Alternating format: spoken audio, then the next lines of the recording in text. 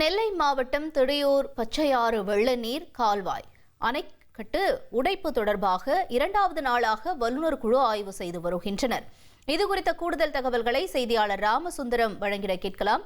ராமசுந்தரம், வணக்கம். இந்த அணைக்கட்டுல உடைப்பு ஏற்பட்டிருக்கக்கூடிய நிலையில சுத்தி இருக்கக்கூடிய பகுதிகள் பாதிப்படைஞ்சிருக்கா? அங்க இருக்கக்கூடிய நிலவரம் என்ன? விவரங்களையும் பதிவு செய்யலாம்.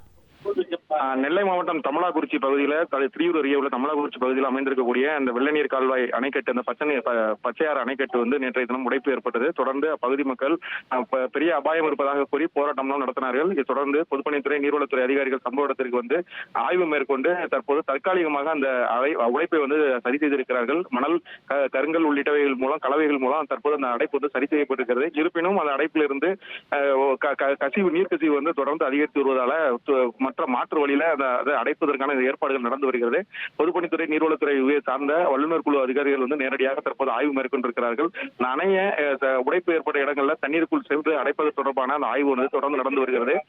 அந்த நீர், அதாவது தண்ணீருக்குள் சென்று அந்த ஆய்வு நடத்துவதற்கான அந்த திருவனந்தபுரத்திலிருந்து அந்த குழுவினரும் வரவழைக்கப்பட்டிருக்கிறார்கள். அவர்களும் சற்று நேரத்தில் அந்த அணைக்குள் இறங்கி அந்த உடைப்பு ஏற்பட்ட பகுதியில் சரி செய்வதற்கான அந்த பணிகள் நடக்க இருக்கிறது. தொடர்ந்து அந்த பகுதியில் அதிகாரிகள், உயரதிகாரிகள் முகாமிட்டு அந்த அடைப்பை சரி செய்வதற்கான பணிகளும் நடந்து. உங்களுடைய தகவல்களுக்கு நன்றி ராமசுந்தரம். இனி செல்லும் இடமெல்லாம் செய்தி. தந்தி டிவியின் வாட்ஸ்அப் சேனலை ஃபாலோ பண்ணினா செல்ல இருக்கும் இடமெல்லாம் செய்தி. இதோ QR கோட் இப்பவே ஸ்கேன் பண்ணுங்க, ஃபாலோ பண்ணுங்க.